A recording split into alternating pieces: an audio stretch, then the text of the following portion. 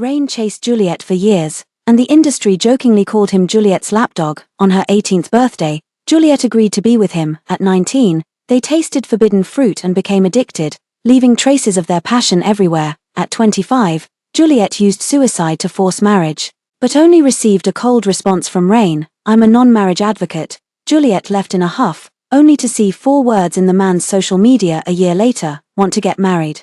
She packed her bags and rushed back home in excitement, only to witness Rain proposing to another woman. Juliet smiled self-deprecatingly and married someone else. Hello, everyone. Welcome to my channel. Subscribe us to read wonderful stories every day. Now the story begins. City N Airport. Juliet had just stepped out of the terminal with her luggage when she saw the large screens in the square flooded with news from 3 hours ago. It was a proposal video, with bold text underneath. Rain spares no expense to propose to his girlfriend, a Cinderella and Prince Charming fairytale romance. Juliet turned pale, her meticulously manicured nails digging into her palms. When she opened her social media feed, she saw Rain had posted a new update after thinking about marriage, proposal successful. She recognized the video background as Rain's favorite club. Without another thought, Juliet immediately hailed a taxi and rushed over. Upon arriving at the club, she effortlessly made her way to the top-floor VIP room frequented by those young masters. Just as she was about to push the door open, she heard familiar voices coming from inside. "Rain, you've only been with Lauren for a year and you're already getting married. What does that make Juliet, who's been with you all these years?" Juliet instinctively froze. Rain remained silent for a few seconds before replying irritably, "Finding true love isn't easy for me. Lauren will be your sister-in-law from now on, so show some respect. As for Juliet, I've long grown tired of her after all these years." At this point, his voice carried a disdainful laugh. "She even threatened suicide to force me into marriage. How cheap." Juliet felt her heart suddenly sink, instinctively raising a hand to touch the watch on her left wrist. Beneath the wide watchband hid the hideous scar from her wrist cutting a year ago, as if mocking her. A year ago, Juliet's family hinted at their desire for her to enter an arranged marriage, so she took the initiative to propose to Rain, but the man's response was, "I'm not done having fun yet." In a fit of anger, she slit her wrist with a razor blade as a threat. Rain simply turned away indifferently, leaving only these words: "Juliet, I'm a marriage-free advocate." At this moment Juliet finally realized it wasn't about not having played enough, but about being utterly bored. It felt like being pierced through the chest. The pain was excruciating. Amidst the raucous laughter inside, Juliet pushed the door open forcefully. "Rain." Rain turned to look. Under the neon lights, those wicked eyes momentarily froze in surprise. In an instant, he continued nonchalantly, "Juliet, when did you get back?" "Perfect timing though. I'm getting married in a month. After all these years of friendship, if you're free, come be a bridesmaid." It felt like seawater was flooding over her head. Juliet's breathing became labored. Rain had been pursuing her since middle school. At 14 or 15, she said she didn't want to date so young. The boy had been chasing her until he turned 18, from middle school through high school to college. Who didn't envy them? Yet now, all they got in return was a single phrase: "Old friends." That unwillingness made her unable to hold back her accusation. "Weren't you a marriage-free advocate?"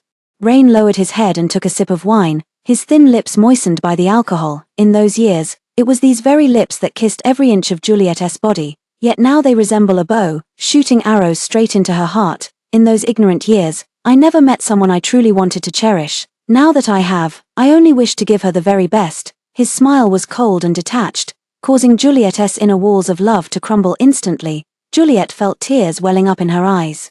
Clenching her palms, she forced herself to curve her lips into a smile. "Is that so? Then I wish you a happy marriage and everlasting harmony." With these words, Juliet turned and left the private room. As soon as she returned home, Mortimer's parents were waiting there. Seeing her, Mrs. Mortimer beamed. "Finally decided to come back. It's good that you're home." As if suddenly remembering something, he grew worried again. "I heard Rain is getting married. You're not here to crash the wedding, are you, Mr. Mortimer?" Had been smiling too, but at these words, the corners of his mouth turned down as he snorted coldly. He never liked Rain and had even arranged a marriage with an old friend from City H, hoping Juliet would marry into their family. Because of this, father and daughter had quarreled many times. At this thought, Juliet felt a pang in her heart. Taking a deep breath, she interrupted her mother. "Mom, Dad, I don't want Rain anymore.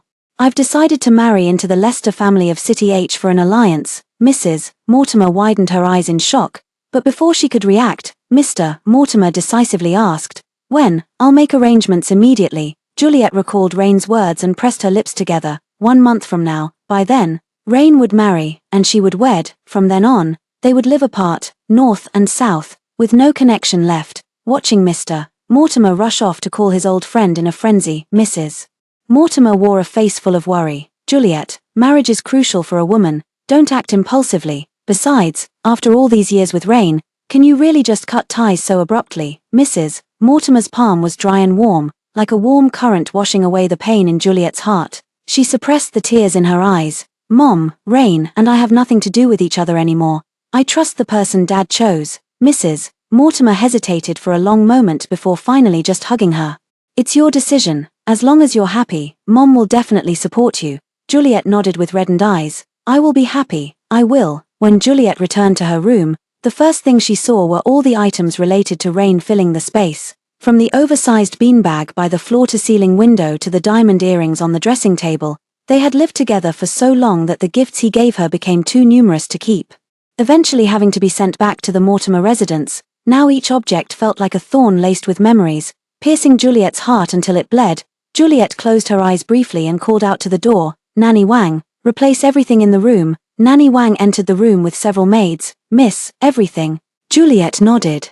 Yes, not a single thing left. As the room was gradually emptied, it felt as if the deeply rooted emotions in Juliet's heart were being slowly pulled out. Suddenly, the phone vibrated without warning. Seeing the word Rain flashing on the screen, her breath caught, her fingers trembling, she still answered the call. The man's voice no longer held its former tenderness, leaving only an indifferent chill. Since you're back in the country, come take all this junk away tomorrow. Juliet was about to tell him to just throw it all away, but before she could speak, the call had already ended. The next day, Juliet hesitated for a long time but went anyway. Standing at the entrance of the villa they once shared, she instinctively pressed her fingerprint against the scanner. But what reached her ears was a harsh, mechanical electronic voice, fingerprint error, unauthorized entry. She froze in place as the door swung open. Standing in the doorway was a woman with straight black hair cut in blunt bangs, wearing a white dress, the very picture of innocence. Juliet had seen her yesterday on the square's giant screen. The woman Rain had proposed to Lauren. Lauren looked at her with a slightly pursed, shy smile. Sorry to make you come all this way. Rain wanted to throw everything away to spare me overthinking, but I thought it'd be better to return them to their rightful owner, she said, turning slightly to the side. Juliet immediately saw her belongings scattered haphazardly across the living room floor. Among them was the shattered remains of a glazed vase she'd once bought at auction for a small fortune. That was her favorite vase. Rain, every time he gave her flowers, she would carefully trim and arrange them in it. Lauren followed her gaze and said apologetically, Rain got drunk last night and broke it. We haven't had time to clean it up yet. Miss Juliet, if you mind, we can buy you a new one. As she spoke, she assumed the demeanor of a hostess, bending down to pick up the fragments. Actually, back in college, Juliet had met Lauren before. Back then, Lauren also appeared delicate and fragile. Yet Rain didn't even spare her a glance. He said, a white lotus, obviously pretentious. Nowhere near as genuine as our Juliet. Yet soon, he would be marrying this white lotus and bringing her home. Juliet smirked self-deprecatingly. No need, Miss Wen. These are all things that are no longer of any use. Before she could finish speaking, Lauren suddenly cried out in pain as crimson blood dripped from her fingertips. Juliet frowned and stepped forward to examine her wound, but just as she reached out, a powerful force from the side shoved her to the ground. Her palm pressed against shards on the floor, sending a piercing pain through her. Rain's pitying voice sounded overhead. Lauren, are you all right? Juliet looked up at them and saw Rain gingerly take Lauren's injured fingertip into his mouth. The gesture stung her eyes with pain. Lauren withdrew her hand sheepishly. Rain, I'm fine, and don't blame Miss Juliet, I just wanted to help her tidy up, help her pack. Rain instantly furrowed his brows. Looking at Juliet, don't you have hands of your own? The man who once couldn't bear to let her go to the bathroom alone now looked at her as if she were trash. Juliet took a deep breath and stood up from the floor. It's all junk anyway. I don't want any of it. Rain frowned and kicked a bundle of things at her feet toward her. Up to you. But you'll have to take these filthy things with you. Juliet looked down at the scattered items, feeling all the blood in her body rush to her head, her entire face burning with humiliation. Rain had thrown out none other than the seductive lingerie she used to wear. Across from her, Rain scooped Lauren up in his arms and carried her toward the bedroom, speaking softly while coaxing. There, I'll tend to your wound right away. Juliet stared at those clothes, her palm clenching tightly, blood from her wound dripping heavily onto the pristine white floor. Dirty. But weren't these the very clothes Rain had given her, begging and coaxing her to wear them? From a nearby room, Lauren's coquettish voice drifted out intermittently. "Don't be like this, Rain, Miss Juliet is still here." Then came Rain's hoarse voice. "Shy, don't be afraid, don't hold back, let it out." Juliet tasted blood in her throat, the same words Rain had once said to her. In the bedroom, in the bathroom, in every corner of this villa, she stood in the empty living room, feeling only an endless chill seeping into her very bones. So cold. Juliet pulled out a Zippo lighter from her bag. Click. She threw the lit lighter directly onto the pile of lingerie. The flames instantly leaped up, triggering the smoke alarm in the villa. The shrill alarm instantly drowned out the faint murmurs in the room. Rain rushed out bare-chested, his body still marked with suggestive red traces. The desire in his eyes turned to anger. "Juliet, are you insane?" Juliet curled her lips and retorted, "Did you just find out today?" With that, she no longer looked at Rain, untied the silk scarf from her neck, casually wrapped it around her hand to stop the bleeding from her wound, then turned and walked away without hesitation, her high heels clicking decisively. Rain watched that retreating figure, feeling a strange sensation rise in his heart. Back then, everyone said he was Juliet's lapdog, but only he knew how much Juliet loved him. For him, the wealthy heiress Juliet compromised time and again, lowering her standards. Nearby, Lauren's scream snapped him out of his thoughts. "Rain, why is there a fire?" By the time Rain finished putting out the fire, Juliet's figure had long disappeared from sight. Meanwhile, Juliet went to the hospital to bandage her hand before heading to the mall for some shopping. After throwing away all the gifts Rain had given her yesterday, the room instantly felt empty and desolate. She didn't return home until evening after her shopping spree. As soon as they entered the house, Mrs. Mortimer pulled her into the room. "Juliet, today the Rain family sent an invitation." Juliet felt the wound on her hand sting again. "A wedding invitation," Mrs. Mortimer sighed. "No, in a few days it will be Rain's birthday. To help his fiancée integrate into the circle, he's hosting a banquet. I know you're upset, but after all, our families have known each other for years, and there are still many business dealings between us." Before she could finish, Juliet interrupted. "I understand, Mother. I'll attend and won't embarrass the Mortimer family." Mrs. Mortimer patted her shoulder with relief. "You've grown up." After Mrs. Mortimer left, Juliet stared blankly at the array of new evening gowns hanging in the room. Had her mother not mentioned it, she would have completely forgotten about Rain's birthday. There was a time when she could remember every single date related to Rain with perfect clarity. Then, she forced a smile again. Good, at least it proves that no one is truly unforgettable, and no one can't live without another. Rain's birthday banquet was scheduled a week later. On that day, Juliet arrived right on time at Rain's family estate. As soon as she entered, Rain's mother, Mrs. Benson, waved at her. "Has Juliet arrived?" Juliet walked over to greet her. "Auntie, long time no see." Mrs. Benson looked at her with concern. "I don't know why you ran off abroad all by yourself. Look how thin you've gotten." Juliet smiled without responding. Mrs. Benson had always been fond of her and was especially pleased to see her with Rain. At this moment, a slightly cold voice came from behind. Rain said, "Mom, Lauren is the daughter-in-law of our Rain family. You should take good care of her." Juliet turned her head and saw Lauren standing beside Rain, looking somewhat uneasy. Madam Benson glanced at them indifferently. "You protect her like she's the apple of your eye. Why would she need me?" Rain looked at Juliet and snorted coldly, clearly thinking she had been complaining to Madam Benson. As a war seemed imminent, Juliet withdrew her hand. "Auntie, you must be busy. I'll go greet my friends first." No sooner had she stepped away from the center than whispers drifted into Juliet's ears. This Lauren really has some tricks up her sleeve, actually managing to snatch Rain away from Juliet. More than that, to get her through the door. Rain even endured the family discipline before Madam Benson finally relented. "I originally thought Rain spoiled Juliet enough back then, but compared to Lauren, it's like comparing a minor witch to a great one." As for those words, Juliet pretended not to hear them and walked over to a few friends she was close with, but she had barely exchanged a few words with her friends when Rain's icy voice cut through. "Juliet, stop appearing in front of my mother and spouting nonsense in the future. I won't get back together with you. My future wife will only be Lauren." The surrounding gazes instantly turned peculiar, and some guests began whispering among themselves, "Juliet has stooped to this level. Ah, come to think of it, men's love grows shallower while women's love grows deeper." Juliet froze for a moment before realizing that Madam Benson must have said something to Rain. To say Madam Benson particularly liked her would be an overstatement. It was all about family interests. No matter what, her presence this time represents the face of the Mortimer family. Juliet suppressed the bitterness in her heart and said expressionlessly, "What reconciliation, young Master Benson? Please don't insult my reputation with such words. I'm about to get married." The moment these words were spoken, the surroundings fell into complete silence. Meanwhile, Rain, after a momentary daze, wore an even colder smirk. That's just wonderful.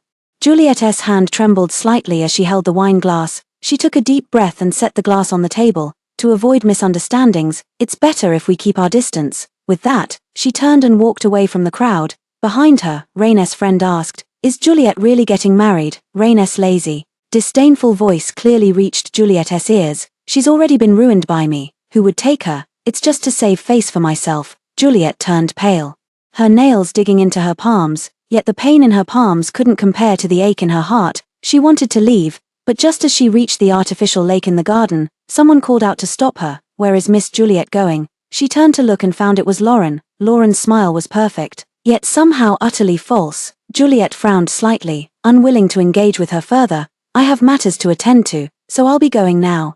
Lauren suddenly stepped forward and grabbed her. "Juliet, you know what? Ever since I saw you in college, I've wanted to be good friends with you." Juliet looked at her, almost wanting to laugh. "Good thing that didn't happen. Otherwise, with my best friend and boyfriend getting together, my humiliation would have been even greater." Lauren twisted her face for a moment, gripping Juliet's hand even tighter. She leaned in and whispered, "Big joke, not big enough."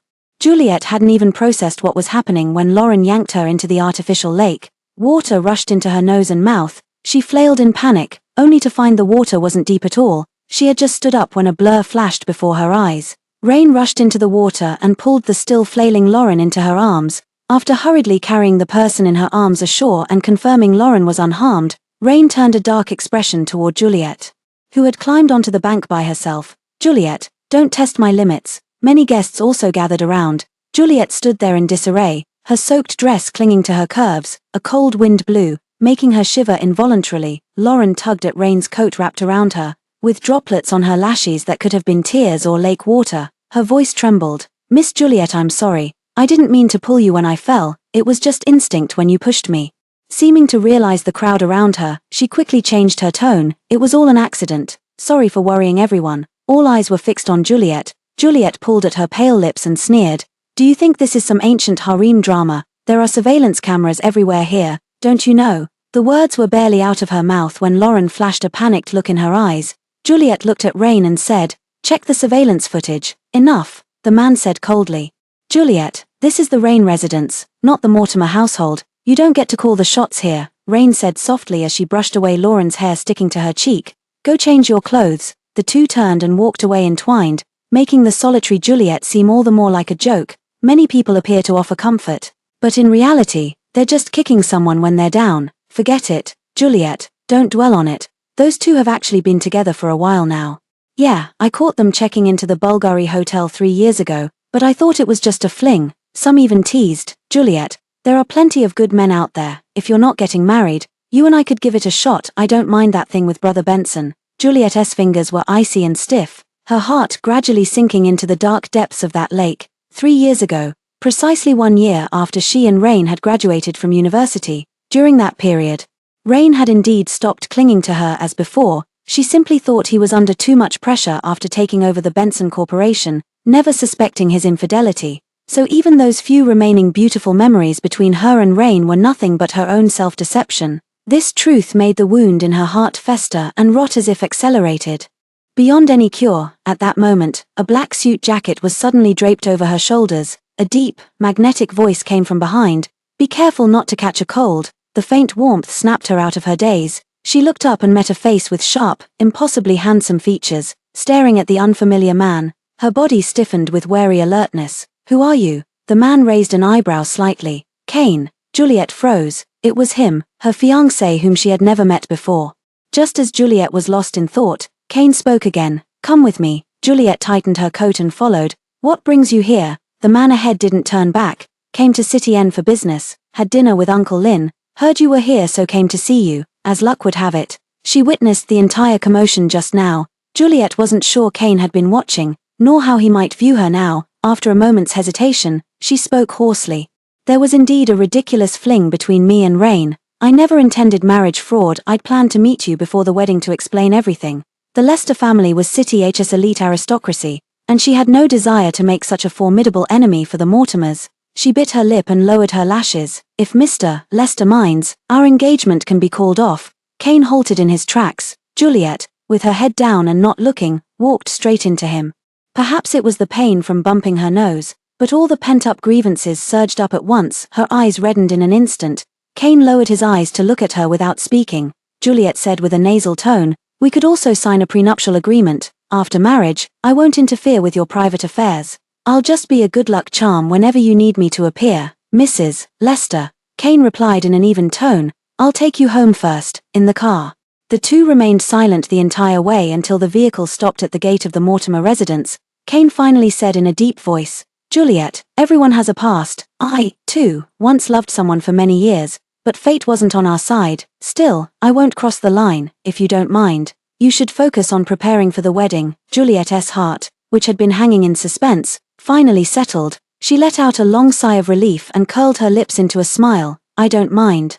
Kane stared fixedly at her, the emotions in his eyes indecipherable. After a long pause, he nodded faintly. "All right, now that this is over, I need to catch my flight." He came and went in such a hurry that Juliet almost thought it was all a dream, because of the soaking. Juliet's already scabbed wound began to inflame again. That night, Juliet tossed and turned until the early hours before finally managing to fall asleep. When she woke up, her entire palm was in excruciating pain. Forcing her to return to the hospital, after getting treated and bandaged, she entered the elevator carrying her medication. While looking down at the medical instructions, she stepped out as soon as the elevator doors opened. Looking up, I fell straight into Rain's pitch-black eyes. He had been leaning lazily against the wall, but when his gaze dropped to the bandages wrapped around Juliet's hand, his pupils contracted slightly. Juliet didn't notice his expression. Her eyes fell on the gynecology sign hanging nearby, and her heart sank as she turned to leave. Meanwhile, Rain recalled what he'd heard yesterday. Feeling inexplicably irritated, he sneered, "I heard some pretty boy came to pick you up yesterday. So why are you alone today?" Juliet paused mid-step and replied coldly, "None of your business." Rain studied her for a long moment before nodding with sudden understanding. "Juliet, I don't like you anymore.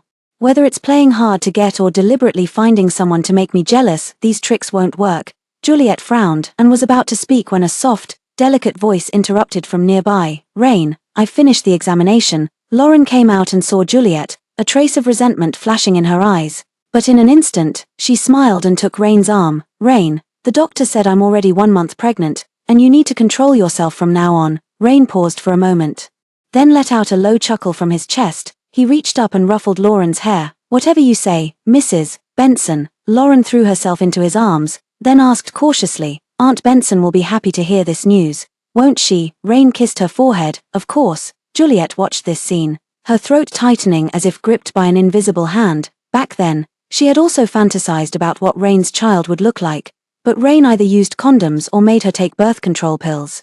He said, "I don't like kids, they're too noisy. I just want to live in a world of two with you." Only now did she realize he didn't dislike children, he just didn't want to have them with her. Thinking of this, Juliet actually felt relieved. Fortunately, she had no children, so she wouldn't be reduced to the most wretched state. Lauren cuddled with Rain for a while, then turned to look at Juliet. "Miss Juliet, I heard you're getting married too. I hope some of my luck rubs off on you." Her eyes brimmed with unconcealed smugness. Juliet suppressed her suffocating ache and smiled. "Thank you for your kindness, but I don't need to rely on a child to elevate my status." As soon as she finished speaking, Lauren turned pale, her eyes instantly welling up with tears. Rain darkened his gaze and grabbed Juliet's wrist, apologized to Lauren. His grip was unusually strong, and Juliet felt as though her wrist might shatter. She gritted her teeth and shook him off. "What did I say wrong?"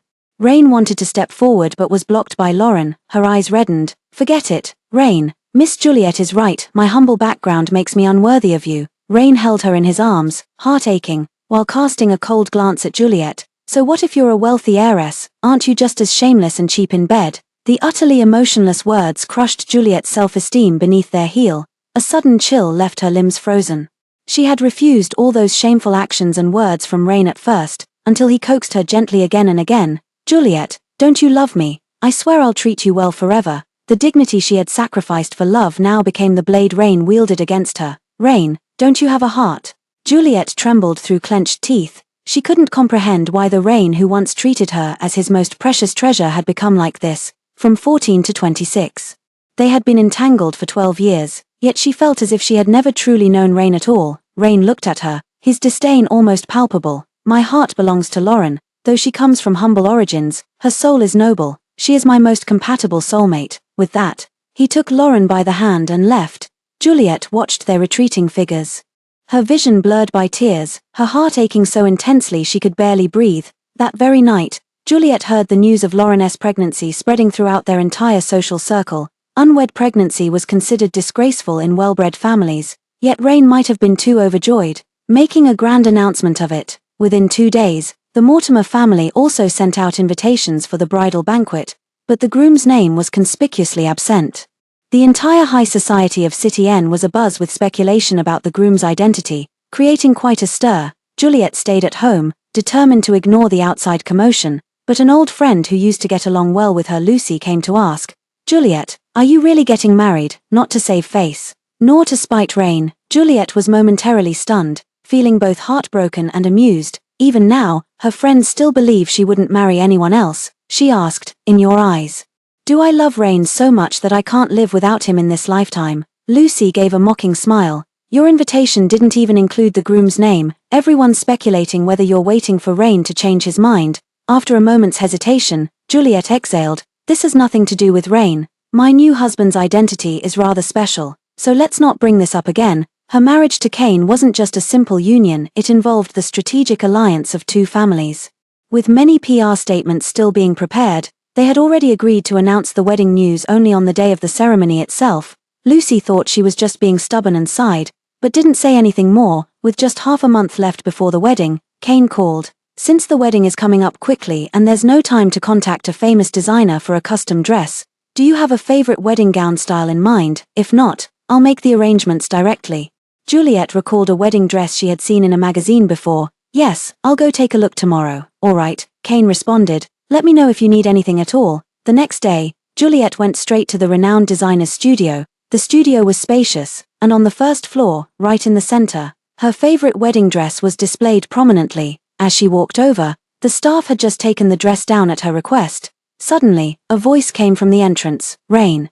I picked out a few designs yesterday, help me choose carefully today." Juliet turned her head to see Rain and Lauren walking in. She frowned slightly, cursing under her breath about the irony of crossing paths. Meanwhile, Rain instantly wiped the smile off his face when he looked over. The esteemed eldest daughter of the Mortimer family has stooped to stalking now. He then chuckled mockingly to himself.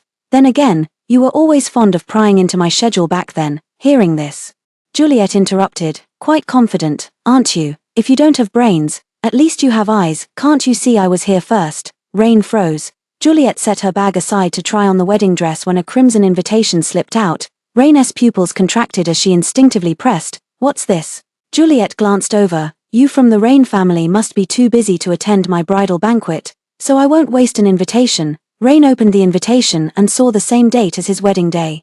His expression darkening slightly. "Quite the convincing fake. You're not still fantasizing about me suddenly reconciling with you on my wedding day, are you?" With that, he tore the invitation in half and tossed it into the nearby trash bin. Then he said to the woman beside him, "Lauren, don't mind her. You go ahead and pick your wedding dress first." Juliet couldn't be bothered with him and hugged the wedding dress, wanting to try it on, but Lauren called out to stop her. "Wait, Miss Juliet.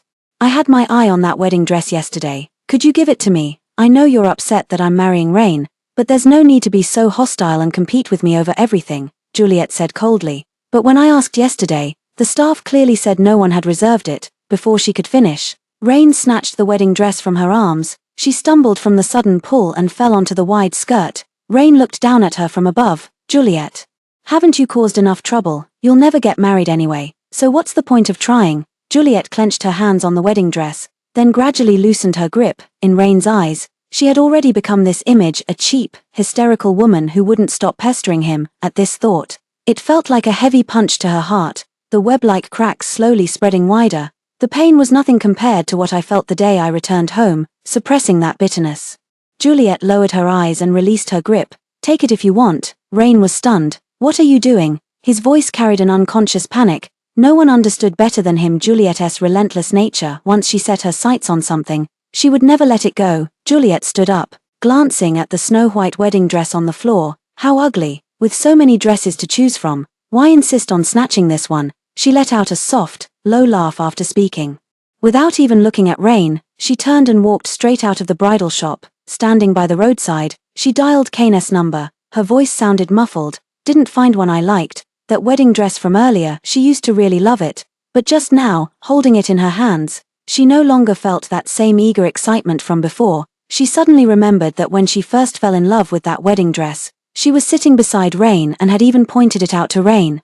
Perhaps her fondness for it back then was merely built on the fantasy of walking toward Rain while wearing it. Now, as she gradually lets go of Rain, this wedding dress is no longer her only choice. Kane's deep voice came through. It's all right, I'm already prepared. Just a moment. Within 2 seconds, Juliet's phone vibrated. The voice on the other end continued. I'll send you 2 sets, and you can choose one. Juliet was momentarily stunned, then clicked open the folder he'd sent via WeChat.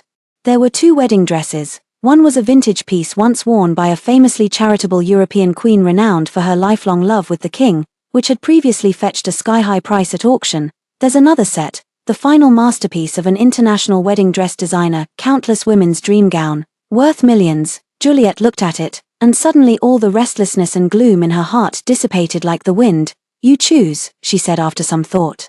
Send me your uncle and aunt's preferences too, so I can prepare the meeting gifts early. There seemed to be a chuckle from the other end. All right, Juliet asked again.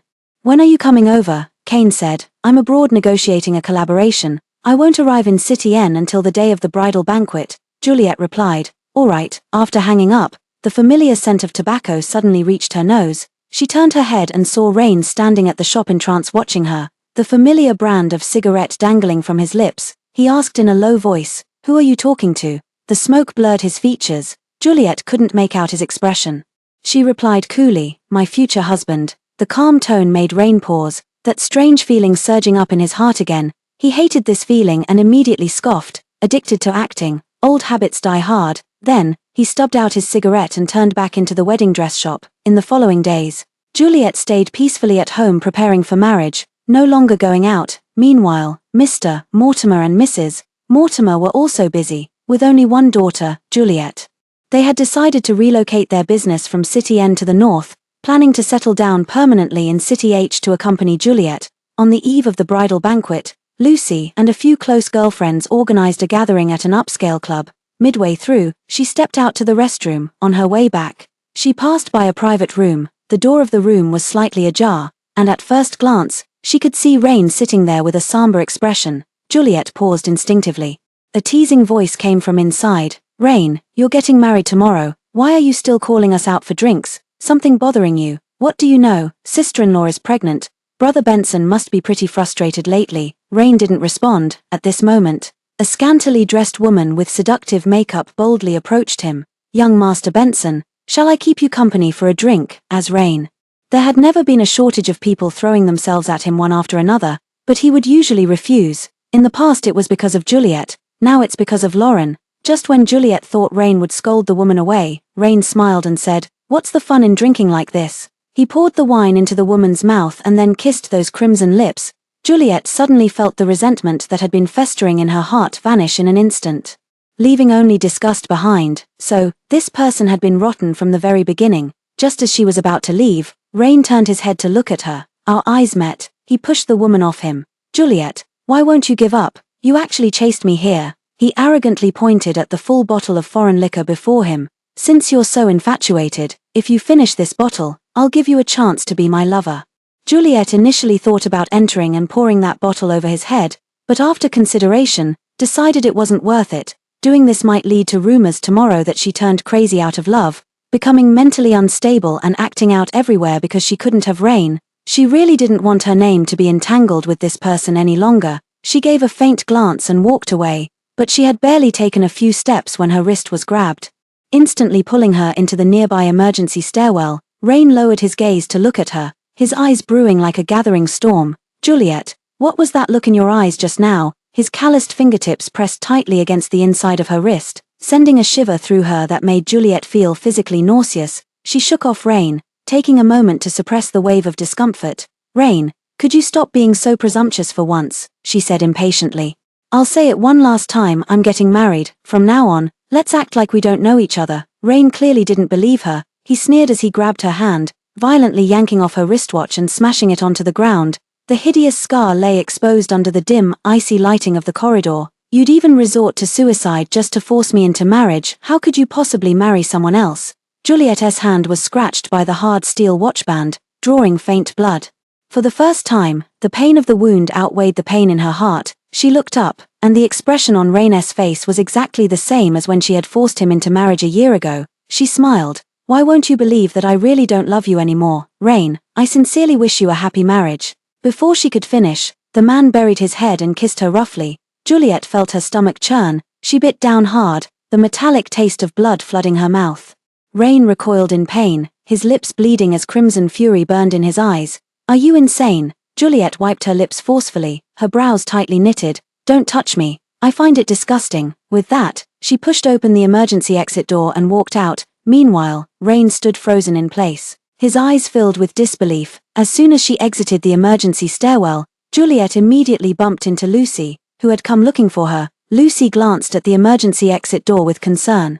Juliet, what did Rain want with you? He's not changing his mind about getting back together, is he? Juliet was silent for a moment. No, Lucy let out a relieved sigh. Good, I thought he might have heard you're really getting married and come to make a scene. She linked arms with Juliet as they walked out. Let's go back and keep drinking. Honestly, I never expected your fiancé would be Kane. Girl, you're really eating well. That night after returning home, Juliet dreamed all night long. One moment it was Rain staging an artificial meteor shower to celebrate her birthday. The next moment, Rain had his arm around Lauren, glaring coldly at her. In the end, all these scenes shattered like mirrors, Rain completely vanishing from her dreams. When she woke again, Juliet still had dried tears at the corners of her eyes, yet her heart was more peaceful than ever before. She understood she had truly and completely let go of Rain from her heart.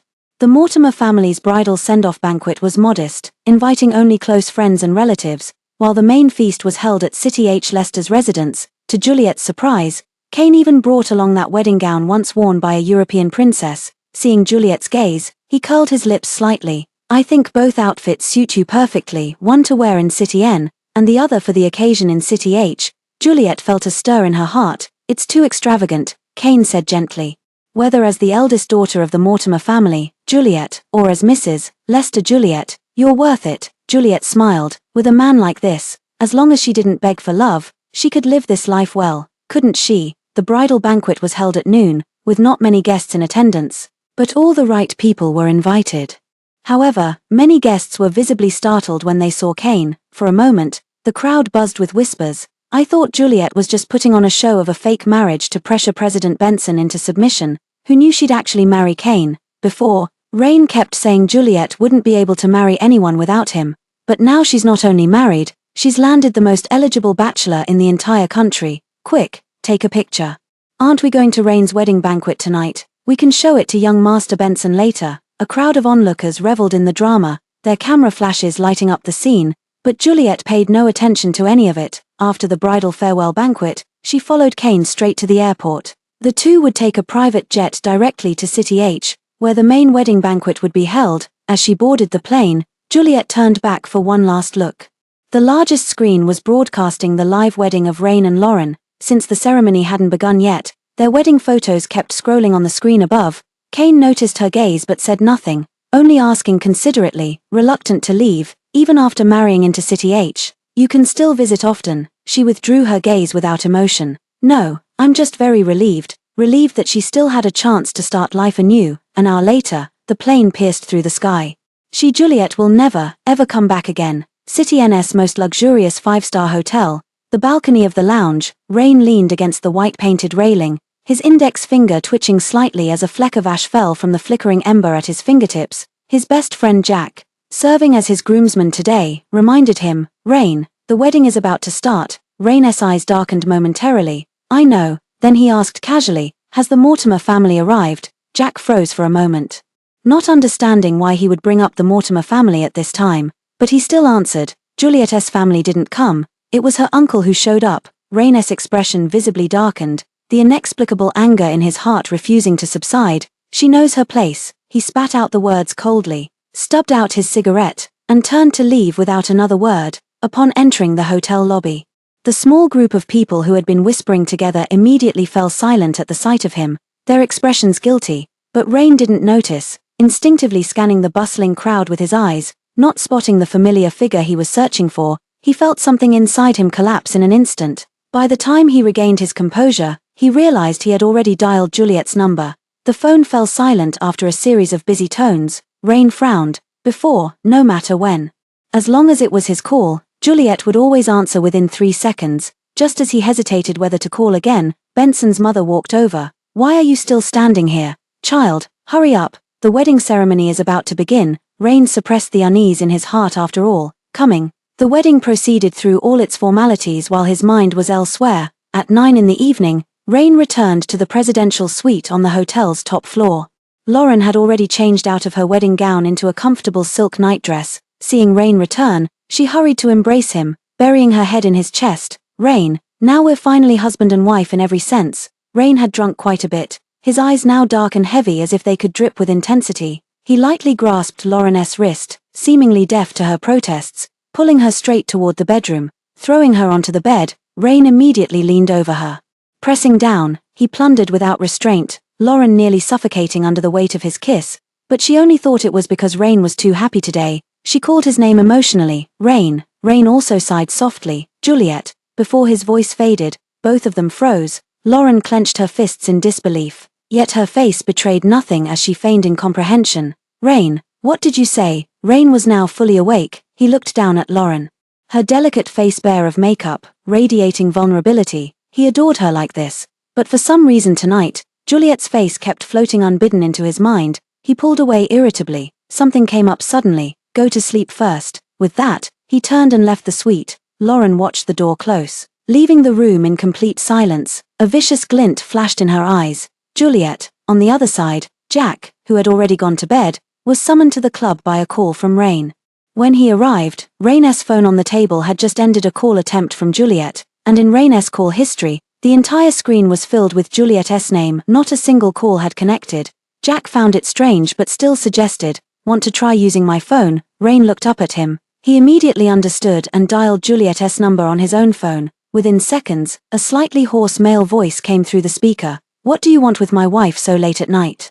Jack was stunned for a moment. He glanced down at the name on the screen and suddenly remembered today wasn't just the wedding day for Rain and Lauren, but also Juliet's big day. His phone suddenly felt scorching hot in his hand. He glanced at Rain's face, which had turned as dark as the bottom of a pot. I'm looking for Juliet. Can you let her answer the phone?"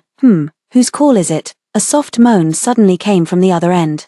And Rain's hand gripping the wine glass instantly tensed with bulging veins. He had heard that lazily husky voice countless times before. Juliet's voice, he could never mistake it. Immediately afterward, that same hoarse male voice spoke again. "It's nothing. Go back to sleep." Rain snatched the phone from Jack's hand. "Juliet, who is this man beside you?" Unlike his fury, the man on the other end of the line chuckled lazily. "She's already asleep. Whatever it is, we can talk tomorrow." With that, he hung up the phone directly. Rain wanted to call again, but only got the notification that the other party had powered off. Jack looked at the crimson in Rain's eyes. "Rain, you and Juliet." Rain remained silent, just drinking one glass after another. He felt as if his heart was being crushed by a massive mountain, so suffocating that he couldn't even catch his breath. Jack had no idea what was going through his mind and could only try to bring up Lauren to make him feel better. "Rain, tonight is your wedding night with your wife. Won't she be upset that you ran out like this?" Normally, mentioning Lauren would soften Rain's expression. No matter how upset he was, over the past year, all the guys around them had seen how Rain cherished Lauren, holding her close to his heart. But Rain only twitched his brows, his tone laced with impatience. "She has no right to be upset." Jack was stunned for a moment, then remembered how Rain had just called Juliet. Suddenly, it dawned on him. "Rain, you." Before he could finish, Rain abruptly stood up and made to leave. Jack blocked his path. "Where are you going?" Rain darkened his expression. "To find Juliet." Jack didn't move, tapping a few times on his phone. "Take a look at this." The video on the phone showed exactly the scene from Juliet's bridal banquet. Not only that, the marriage alliance between the Mortimer and Lester families had even made it to the trending searches. Rain recalled those strange looks people gave him at the wedding and suddenly understood something. His broad shoulders relaxed slightly as fragments of memories flickered through his mind like scenes from a film. Juliet announced in front of everyone that she was getting married, and then there was that invitation Juliet handed him when she went wedding dress shopping. He had always thought Juliet was using this method to try and reconcile with him, But it had never occurred to him that everything she said was true. He had always thought he no longer had feelings for Juliet, but now that he knew the truth, his heart felt as if it had been suddenly pierced by a sharp object, the pain turning his face pale. Kane, he gritted out the name through clenched teeth. Jack reached out and patted him on the shoulder. Rain, Juliet is already married today. Rain looked up at him, his dark pupils flashing with cold intensity. I want to see her. With that said, he directly walked past Jack and headed out. He wanted to ask Juliet, who claimed to love him so much, how she could so easily marry someone else. Jack clicked his tongue in irritation and followed after him uneasily. Early the next morning, Kane had just finished getting ready and came downstairs when the butler said, "Young master." The young master of the Rain family from City N arrived in the early hours and is still waiting outside, saying he wants to see Madam. Kane paused while adjusting his cuffs, his expression unchanged. Madam is still asleep. Inform her after she wakes up. Yes. After the butler withdrew, Kane ate a few bites of breakfast casually and left from the garage. Rain waited outside the Lester family's gate until noon before Juliet finally emerged. His gaze fell on the ambiguous red mark on her neck. Juliet wore simple loungewear, leaning against the doorway as she coldly stared at Rain outside the door. What do you want, Rain? The icy tone made Rain's heart sting. Let me in. The entitled tone made Juliet laugh. She crossed her arms and shifted to a more comfortable leaning position. Sorry. My husband doesn't like me letting unfamiliar people in. Unfamiliar? Rain stepped forward, but was pulled back by Jack. We're on someone else's turf, calm down. But Rain, caught up in the heat of the moment, wouldn't listen to Jack. Even as Jack pulled him back, he still showed no sign of restraint. Why didn't you say we weren't close when you were lying beneath me? Juliet thought she would feel heartbroken or angry, but now, hearing Rain's crude words, her heart remained as calm as still water. In fact, she even found the mood to smile. Rain, there's a saying, a decent ex should be as silent as the dead. Now you've married the one you love most. And I've married the man I fancy. Isn't this a happy ending for all? Coming to find me now, is it out of unwillingness to accept it? Or have you completely lost your cool? Her gaze at him was distant, disdainful. Rain stood frozen in place. At first, he fell for her and pursued her madly precisely because she never fawned over him like other wealthy girls did. He adored her pride and reveled in her unrestrained spirit. But at some point, perhaps as his passion waned, or perhaps because she invested too much in the relationship, he began to feel weighed down by her love. He couldn't understand how things had come to this. Seeing that Rain remained silent, Juliet lost all interest in pressing further. Butler, please escort this person out, and inform security not to let just anyone in. With that, she turned and walked straight back into the villa. Rain was eventually escorted out of the villa area by security. Jack wanted to comfort him but couldn't find the right words. Finally, he only asked one question. Are we going back to City N? Rain still clenched his fists and shook his head at the words. You go back first. I'm staying here. Jack frowned, disapproving of his decision. Rain, do you have any idea what you're doing? You're already married to Lauren, so what's the point of coming back to pester Juliet now? Don't forget, your wife is still carrying your child in her womb. Rain's eyes flickered with movement, as if struggling greatly with himself. He said, I know my limits. Meaning he still intended to remain in City H. This was not at all the Rain that Jack knew, but he could only sigh and leave on his own. Meanwhile, Juliet had no idea Rain had stayed behind in City H. Because of her marriage to Kane, several society ladies had sent invitations requesting to meet her, having just arrived in City H. She wasn't familiar with the local power dynamics and had no idea which families were allied with the Lesters. Unable to decide, she directly called Kane and explained the situation. Kane's voice sounded lazy. Do as you please, go if you want to, ignore it if you don't. With your husband's capabilities, you don't need to bother with these superficial formalities. Juliet froze for a moment, nearly blurting out, if that's the case, then why did you even agree to this arranged marriage with me? Fortunately, reason made her swallow those words. All right, since Kane had said so, Juliet wasn't one to maintain superficial relationships, and immediately declined all invitations. Kane had prepared many things for her, but some didn't suit her habits, so she decided to go out for a stroll. What she didn't know was that the moment her car left the Villa district, a black vehicle secretly began following her. Juliet went to the largest shopping mall in City H, without hesitation. She bought everything that caught her fancy. It occurred to her that since she was already married to Kane, who had prepared 2 such expensive wedding dresses for her, she hadn't given him anything in return. She immediately picked out a pair of smoky amethyst cufflinks to give to Kane when she returned home. This shopping spree lasted until dusk. Underground parking lot. Juliet placed several shopping bags on the back seat of the car before noticing a text message Kane had sent her half an hour earlier. Picking you up for the old house tonight. Perhaps because he hadn't received a reply, he sent another message 10 minutes ago. Out already, send me your address. Juliet glanced at the time. It was nearly Kane's off-work hours. She guiltily sent her location over. Almost instantly, Kane replied with a message, wait for me. Closing the rear car door, Juliet settled into the driver's seat to wait. Turning around, I saw someone standing in front of my car. The underground parking garage was dimly lit, almost gloomy. Rain stood where the light only illuminated the area below his neck. This gave his expression a somewhat somber appearance. Let's talk, he spoke. Juliet understood him and knew his current state wasn't normal. She silently took a step back. We have nothing to talk about. Perhaps her retreating movement provoked him, as he took step after step toward Juliet. With each step he advanced, Juliet retreated another, until her back pressed against the wall, leaving her no room to retreat further. Rain stood before her, his right hand braced against the wall, his left gripping Juliet's shoulder. Do you hate me that much? Juliet looked up, meeting his pitch-black eyes. She knew very well that he was furious now, his emotions teetering on the edge of explosion. When she didn't respond, his left hand tightened slightly. Juliet, you've succeeded, he said through gritted teeth. I admit, I still have feelings for you. Seeing you marry another man, I couldn't stop myself from coming to find you. His breathing grew heavier. Juliet, come back.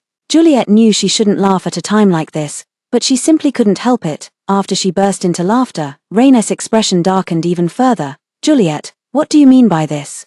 I've already swallowed my pride for you. Don't push your luck. Stop. Juliet pushed against his chest to shove him away, but the difference in their strength was too great. She couldn't budge him. Now, Juliet truly regretted not bringing any self-defense items when she went out. Otherwise, she wouldn't be in such a passive situation. She had indeed learned some basic self-defense moves, but against Rain, her amateurish skills were completely ineffective. She wasn't the type to bow her head. Yet at this moment she had no choice but to yield. Step back, let's talk properly. Rain lowered his gaze to stare at her. She understood Rain, just as he understood her. After staring at her for 2 seconds, he curled his lips, thinking of running away. Juliet was about to speak when Rain released his right arm, encircling her and pinched her chin, forcing her to raise her head. Juliet, tell me. Kane would think if he knew about our past. The force of his grip was nearly crushing her jaw. She endured the pain. Sorry to disappoint you, but my husband already knows about our history. Rain darkened his expression. Then, what if you're involved with me now? Without waiting for Juliet to react, he directly lowered his head and kissed her. In her daze, Juliet seemed to hear Kane's voice approaching. Juliet's mind went blank for a moment, but her body reacted instinctively. When Rain's lips were just inches away, she bent her leg and kicked upward with all her strength.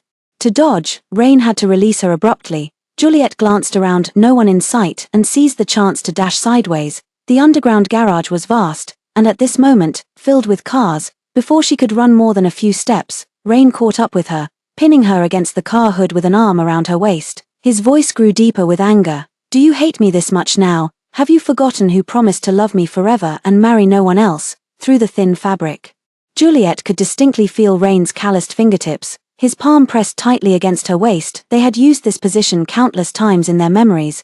Juliet felt her stomach churn, nauseated to the point of nearly vomiting. Rain, let me go. She struggled desperately, but it was all in vain. Rain had already pressed tightly against her. Juliet suddenly felt as if she were enveloped in despair. Juliet, at that very moment, a voice that brought her comfort rang out. Immediately after, a muffled groan sounded, and the force restraining her loosened. The next second, she was pulled into a warm embrace. Kane gently patted her back. Don't be afraid, I'm here. So the sound just now wasn't an illusion. Kane had really come for her. He carried a pleasant woody fragrance. Juliet nestled in his arms and gradually calmed down. Kane simply let her hold him like that. After a long while, Juliet finally pulled away from his embrace. Thank you. She glanced to the other side and saw Rain with a large bruise near his eye, currently restrained by 2 security guards on either side. Kane had struck hard, and now Rain hung his head, completely dazed. Only at this moment Juliet did she feel her heart finally settle. She released her arms from around Kane and asked, "What about him?" Kane had a somewhat cold expression, making him appear aloof. He looked down at her emotionlessly and asked, "How do you want to handle this, if possible?" Juliet would really like to send Rain straight to jail, but would this affect Kane's company? Kane seemed to read her thoughts. It might be a bit difficult in City N, but this is City H. That meant everything could be settled. Juliet felt inexplicably soothed by these words. In this industry, she appeared glamorous. But she'd certainly suffered her share of indignities outside before, yet when it came to matters affecting the company's interests, she often had no choice but to concede. Her voice brimmed with excitement. Then let's call the police. Kane with just a glance, the two security guards escorted the person away. He shoved Juliet into the car and took the driver's seat himself. Bring a bodyguard when you go out from now on. His intentions were good, and Juliet had no reason to refuse. All right. It wasn't until the car left the parking lot that she belatedly realized. Just now Kane came over and saw how much of it would he harbor any resentment in his heart. Thinking this, she opened her mouth. Just now, I was with Rain. She wanted to explain properly but didn't know how to begin. Kane drove with a hint of nonchalance. No need to explain. You're the victim here, there's no reason for you to be blamed. Juliet looked at him, her eyes suddenly stinging with tears. She remembered her time with Rain. It was supposed to be a normal relationship. Yet in the end, all the bad reputation fell solely on her shoulders. She hadn't cared much before. But this sudden surge of bitterness told her she did mind after all. She bit her lip and lowered her head. The next moment, a hand with distinct knuckles appeared before her, holding a tissue. If you want to cry, just let it out. Juliet froze for a moment before looking up at him. She saw Kane staring straight ahead. With no intention of turning to look at her, his interruption actually made her lose the urge to cry. Clutching a tissue, she stared at his profile. The car interior was unlit, the dim light shifting as his expression became inscrutable in the shadows. But one thing was certain, Kane's face was stunning enough to leave anyone breathless. Suddenly, Juliet recalled the white moonlight he had mentioned. She couldn't help but wonder, could there really be someone Kane, so perfect, couldn't win over? Thinking this, she voiced her question aloud. Kane's lips pressed together almost imperceptibly. It was an unrequited love. Juliet didn't believe it. You, with this face, had an unrequited love. Kane let out a breath that might have been a laugh. She had a boyfriend at the time, and now. Juliet finished speaking and immediately felt she had asked too many questions. She paused, then added, if you ever get the chance to be with someone you like, you can tell me directly. I won't stand in your way. Kane didn't respond. It wasn't until the car arrived at Lester's family estate that Kane finally spoke. I'm not Rain. The streetlight outside the old house was bright enough. Kane that when he turned to look at her, half of his face was clearly illuminated. Right now. You are my wife, whether out of duty or anything else. You're the only one who holds that place. The way I was raised taught me not to be someone who changes their heart at the sight of something new. Juliet met his deep, penetrating gaze and, for a moment, found herself at a loss for how to react. Finally, he curled his lips into a smile and flicked her forehead with his finger. All right, don't overthink it. Mom and Dad have been waiting for us for a long time. Juliet nodded and followed him into the house. The dining table was already set with food. A large portion of it was Juliet's favorite dishes. The family enjoyed a delightful meal together. Kane's mom even served Juliet several helpings of food. After dinner, Kane decided to stay overnight at the old house. Juliet then went out to bring in all the things from the car. When she entered again, she saw Kane's mom's bedroom door open. With Kane inside as well, Kane's mom called out. Juliet's eyes are red. Did you bully her? I'm telling you, now that you're married, you're a grown man. Bullying your wife is unacceptable. Kane replied helplessly. Mom, am I really that unreliable in your eyes? When have you ever been reliable? Kane's mom snapped back. Anyway, if I find out you're mistreating Juliet, I won't let you off easy. Juliet never expected Kane's mom to say such things to Kane in private. A warm current instantly flowed through her heart. Suppressing her inner excitement, she returned to the room she shared with Kane. Before long, Kane returned, holding a box in his hand. He walked straight up to Juliet and knelt down on one knee. Juliet was still processing the situation. What are you doing? Kane lowered his eyes, took out an exceptionally fine jade bracelet from the box, and without a word slipped it onto Juliet's wrist. My mother said this is the Lester family heirloom. Today, I'm giving it to you. It's too valuable. Juliet awkwardly averted her gaze, only to notice his ears turning slightly red. She was surprised but chose not to point it out, simply saying, besides, there's no need to kneel so formally. Kane cleared his throat, unconsciously rubbing her wrist with his thumb. Just take it, Mrs. Lester. With that, he stood up to leave. Juliet grabbed his arm. Wait, I have something for you too. Is that so? Kane raised an eyebrow slightly, crossing his arms as he stood to the side. Watching her with leisurely amusement, Juliet rubbed her earlobe and produced a velvet box. Opening it, I saw this at the mall today and thought it suited you, so I bought it. The purple jade reflected light under the lamp. Kane frowned slightly. All the cufflinks he usually wore were without exception black. Yet he still reached out his hand. Help me try it on. Juliet complied. Kane rotated his arm and examined it for quite some time without expressing whether he liked it or not. Only the slight curl at the corner of his lips revealing his current mood. "I still have company matters to discuss with Dad. You should sleep first." With that, he strode out of the room. Juliet watched his figure disappear through the doorway, then removed the jade bracelet from her wrist and carefully placed it back in its box. Since the bracelet was Lester family's heirloom, wearing it carelessly outdoors would inevitably lead to scratches. After tidying up, she scrolled through her phone for a while before lying down to sleep. The next time she heard news of Rain was 3 evenings later. Kane came home after a day's work, and his first words were, "Rain has been released from detention." Since Rain didn't actually do anything in the underground garage, he was only detained. Juliet wasn't surprised. After all, Rain's family wouldn't just abandon him. It was only natural for him to be released. Kane walked up to Juliet. His tone no longer as casual as before. Lauren bailed him out. He reached out and ruffled Juliet's hair. "Now that Rain is bothering you, Lauren will only blame you for it. Who knows what tricks she might pull. You should be careful too." Juliet knew exactly what kind of person Lauren was, and understood his concerns weren't unfounded. "All right, I'll be careful." Kane smiled, his expression relaxing again. "Rain has made some big moves since coming out. It seems he's aiming to break into City HS Market." Juliet instinctively widened her eyes. "Will this affect you?" Kane looked at her, his fingers slightly curling. Then, he flicked Juliet's forehead with his finger. "You should worry more about yourself." Juliet watched him walk into the bathroom. Momentarily dazed, Kane seemed to enjoy flicking her forehead, but he always held back, never using enough force to actually hurt her. His actions were more about showing affection. Yet the time they'd spent together barely added up to much, let alone any emotional foundation. Just as she was thinking, the sound of running water came from the bathroom. Juliet shook her head, dismissing all those thoughts from earlier. For many days after that, Juliet mostly stayed at home, only going out when absolutely necessary. A month passed like this. Juliet occasionally came across news online about the Benson Group entering the City H market. However, perhaps because Kane was suppressing it, Rain was struggling to make progress. News like this Juliet would just glance at, never taking it to heart. That day, the beauty salon where she had a membership called, saying they had new products and invited her to come try them. Having been feeling bored staying at home these days, she decided to go out. Entering the beauty salon, she went straight to the changing room to get dressed. As soon as she entered, she noticed something odd about the incense in the dressing room. Its scent was different from before. "Look out." She immediately turned to leave, but before reaching the door, a wave of dizziness struck her head. Then, everything went black before her eyes as she collapsed forward, out cold. "Don't worry, I paid a fortune for this drug. She won't get away." "Then hurry up and get her out of here before anyone notices." The unfamiliar voices made Juliet feel dizzy and confused. She tried to struggle, but the drug's effects overpowered her, and she fell into a deep sleep. When I came to again, I was in a pitch-black place. There was an indescribable smell in the air. Juliet tried to move and found herself bound hand and foot, carelessly thrown on the ground. The floor was covered in coarse gravel. It looked like some sort of abandoned factory. As she was thinking of a way to escape, footsteps approached from outside.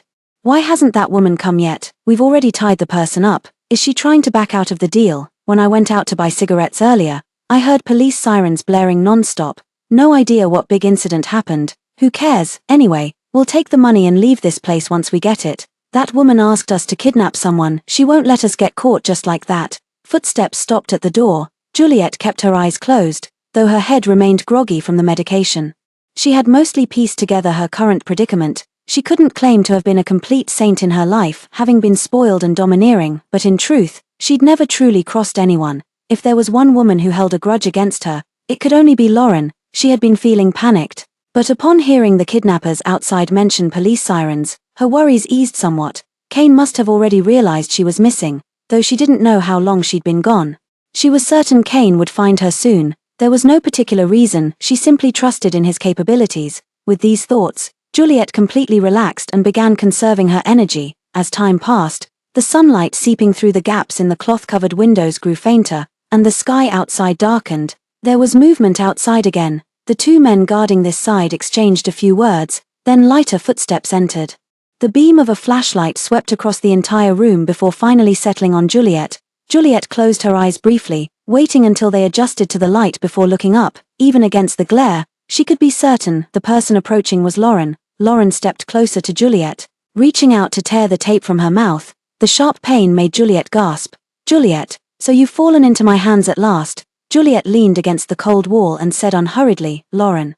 What you're doing is illegal." Lauren laughed. "With Rain backing me, what do I have to fear?" Juliet looked up at her. In the beam of the flashlight, the air was thick with floating dust. Lauren's face wasn't that clear, but Juliet could imagine her smug expression at this moment. Yet, Juliet couldn't figure out where Lauren got such overwhelming confidence. Could it be that Lauren truly believed Rain could defy the law and manipulate everything with impunity? She also laughed. "Lauren, this isn't a novel or a romantic drama. Whatever you do will leave traces. Besides, this is in City H, where Rain doesn't have that much influence." Juliet believed she was stating facts, but Lauren suddenly barked like a dog whose tail had been stepped on. "Shut up." She gripped Juliet's chin, her sharp nails digging into Juliet's flesh. "You're just a discarded shoe abandoned by Rain. How dare you still live so well, while I no matter what I want. I have to fight tooth and nail for it myself. After all these years of groveling, why is it that even after you married someone else, Rain still can't forget you?" She growled under her breath, suddenly pulling out a dagger and thrusting it toward Juliet. The light reflecting off the dagger's blade momentarily blinded Juliet, but she still instinctively dodged to the side and kicked out with her leg, though her half-baked martial arts skills were no match for Rain. She was somewhat confident in dealing with Lauren. She didn't know where she had just kicked Lauren, but she heard Lauren let out a scream, and the flashlight was flung away. As the light dimmed, Juliet could no longer see anything. My stomach, Lauren's pained voice reached her, and Juliet remembered she was pregnant. However, Juliet didn't feel the slightest bit guilty. Lauren had brought this entirely upon herself. Hearing the commotion inside, the man outside couldn't sit still any longer and blurted out, "Mrs. Benson, what's happened?" But Lauren was now in such pain that her voice was too weak to answer them. Just as they were about to push the door open, several shadows flashed by and quickly pinned them to the ground. Miss Juliet. In the next moment, a series of police officers rushed in, their powerful flashlights illuminating the entire room as bright as daylight. Juliet instinctively closed her eyes. "Juliet." The familiar voice carried urgency, and the next moment, she was pulled into a tight embrace. "Kane," she called out softly, I'm here." His voice carried no emotion, sounding as if he was angry. Juliet opened her eyes, now adjusted to the light, and could clearly see Kane's appearance. He was frowning tightly, his lips pressed together. As he bent his head to untie the ropes binding her hands, she looked up to see another person entering through the doorway. Rain strode over with large steps. "Juliet." Juliet turned her head and buried her face in Kane's chest, showing no intention of speaking to him. Lauren huddled to the side, seeing Rain head straight for Juliet. She was seething with hatred, but right now her stomach hurt too much to make a scene. "Rain, save me, save our child." At this moment, Rain seemed to snap out of his daze. Turning his head, he saw the pool of blood beneath Lauren and turned pale, even though he was currently entangled with Juliet. He had never considered abandoning Lauren. He immediately picked her up. "I'll take you to the hospital right now." With that, he hurriedly ran out. The police officers present didn't stop them, only assigning 2 officers to follow and keep an eye on them. Juliet was taken to give a preliminary statement first. She recounted everything that had happened to her exactly as it occurred. By the time she came out of the interrogation room, over an hour had already passed. Kane stood there with an expressionless face, but the indifference in his gaze made it clear he was in a bad mood. Behind him stood 2 bodyguards. They were the same 2 Juliet had taken with her when she went to the beauty salon. Their lowered heads made it obvious they'd been Kane's targets of reprimand. Juliet walked over and gently tugged at Kane's sleeve. "Did you scold them?" The 2 bodyguards hung their heads even lower. Kane glanced at her sideways. "They didn't do their job properly." "Serves them right." Juliet shook his arm. "You can't entirely blame them. They couldn't exactly follow me into the changing room, could they? Besides, the beauty salon only has female clients. It wouldn't be appropriate for them to tag along. She was the one who made them wait outside.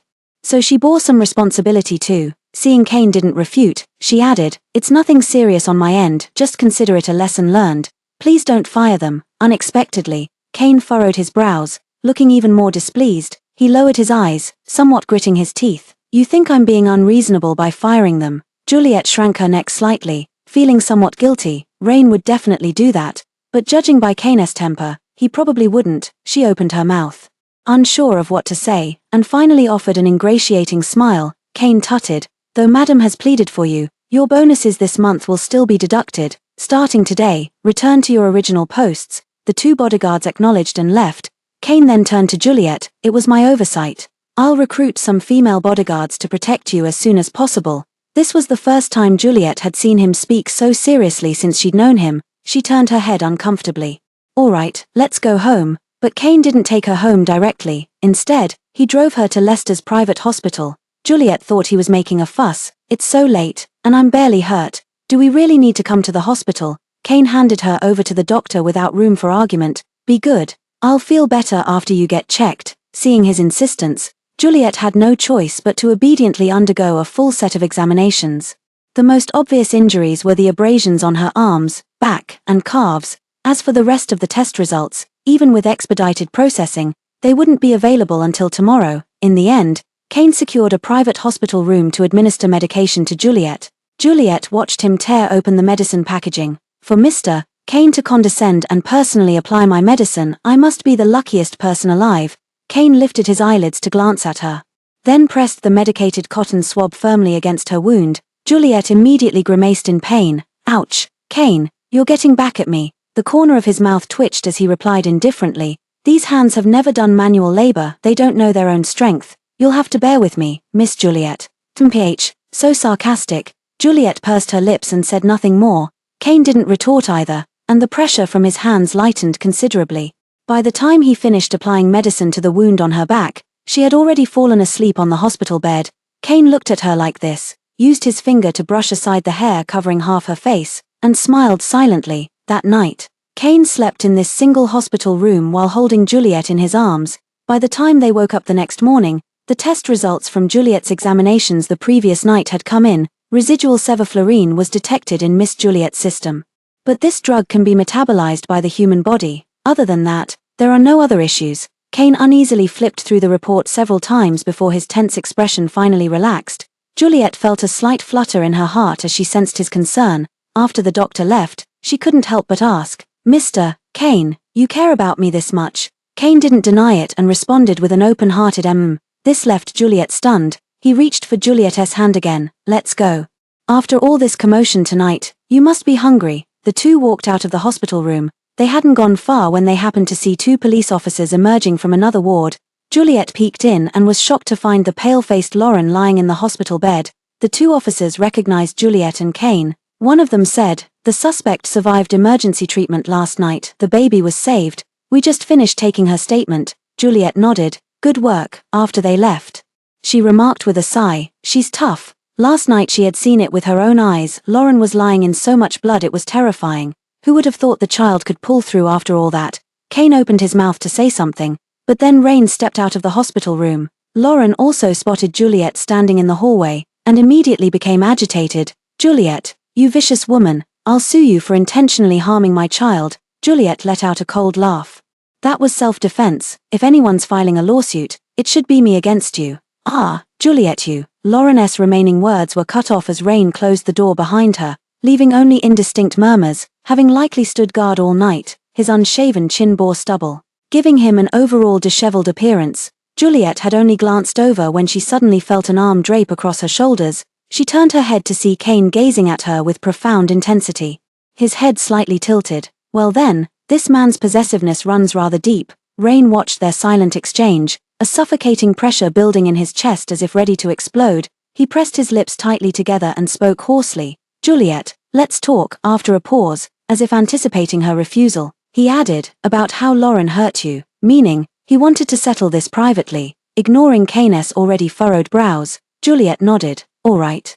Kane's thin lips instantly pressed into a straight line, his expression growing even more indifferent, but he didn't undermine Juliet either. I'll choose the place. Kane chose a hotel very close to the hospital. Juliet and the other two arrived to find the private dining room already set with dishes. Kane pulled out a chair for her. Eat something first, we'll talk after. Having said that, he unhurriedly began serving her dishes. Juliet was in no rush either, starting to eat with slow, deliberate bites. Compared to their relaxed demeanor, Rain remained distracted throughout the entire meal. He was already worried about Lauren, and seeing Juliet and Kane being all lovey-dovey in front of him made his heart feel as bitter as swallowing coptis root, chewing wax with no flavor. Rain watched as Juliet put down her chopsticks and immediately said, Juliet, this time, could you let Lauren go? She still carries my child in her womb. Juliet wiped her fingers clean one by one before lifting her gaze to meet the person across from her. Rain, what gives you the right to say such things to me? I was nearly stabbed to death by Lauren. That knife is still at the police station. Why should I spare someone who almost killed me? Kane twitched his eyelids but refrained from interjecting. Rain was momentarily dazed. He couldn't remember how long it had been since he'd seen such a stern and vivid Juliet. His heart swelled like a balloon, and his pulse quickened slightly. It wasn't until Kane cleared his throat pointedly that he snapped out of it. Across the way, Juliet's expression had turned to disgust. Rain felt like a rapidly inflating balloon suddenly punctured by a needle, deflating at breakneck speed.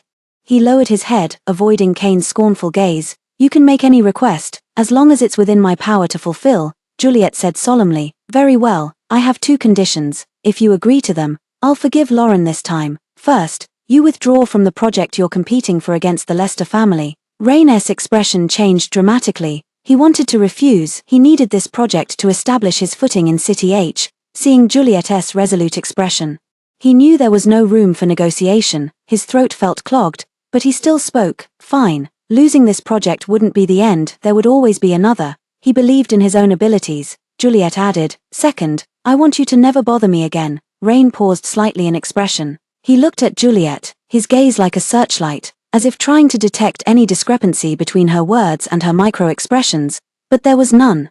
On her face was only impatience at sharing the same space with him. He endured the sharp pain in his chest, lowered his head in thought for a long while, then finally nodded. All right. From the very beginning, Juliet had already planned these 2 demands. Now that her goal was achieved, she didn't want to stay a moment longer. It's settled then. Once the project details are confirmed, I'll withdraw the case. With that, she immediately took Kane by the arm and left. On the way home, Kane remained silent, though he showed nothing on his face. Juliet could clearly sense he was sulking. She softened her tone. "Is Mr. Kane angry?" Kane said nothing. Juliet called out softly again. "Kane." Kane finally spoke. "Do you still have feelings for him?" Juliet gasped. "Why would you say that, otherwise? Why would you drop the case? This time, putting Lauren away would solve the problem once and for all." Juliet inexplicably detected a tone of resentment in his voice. So he thought she agreed to withdraw the case because she still couldn't let go of Rain. Then why did she bring up those 2 conditions? She glanced at his head and answered truthfully. "But Lauren is currently pregnant. How much punishment could she possibly receive? Even if we send her in, with Rain's capabilities, he could make her life comfortable there. It's better to use her to gain more benefits for us. You've been busy with that project lately, and I want to help you too. Though I'm not as capable as you, I do understand this area somewhat. Rain has practically invested his entire fortune into this project. To secure it, you'd need to invest even more, but then the input wouldn't be proportional to the returns. This is where Rain differs from you. He needs an achievement to establish himself, but what you want is greater profits, isn't it?" The car came to a stop. Juliet continued. "Kane, I'm not a child. In fact, from my perspective, tangible benefits matter more. Having been hurt by emotions once before, she no longer placed such useless things on a pedestal. Not to mention, she didn't even harbor resentment toward Rain anymore. How could there possibly be any other feelings?" Kane tightened his grip on the steering wheel. After a long silence, he exhaled sharply. "Do whatever you want." He was genuinely happy that she could consider his feelings, yet her final words left him feeling somewhat deflated. But there wasn't much he could do about her either. With that, he opened the car door and stepped out. Juliet followed him out of the car and saw him head straight into the house without any intention of going to the office. She couldn't help but ask, "Aren't you going to work today?" Kane turned back to look at her helplessly. "You've had a shock. I'll stay home with you today." His tone had returned to that unhurried drawl, and his gaze held a casual indifference as he looked at her.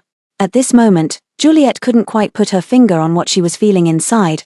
"My heart is beating a little too fast," with a tingling sensation like electric currents running through it. Seeing her standing still, Kane raised an eyebrow. "So, Mrs. Lester, what would you like me to do with you today?" Juliet quickly ran through countless thoughts in her mind before settling on the most conventional option. How about watching a movie and going shopping? Kane didn't refuse.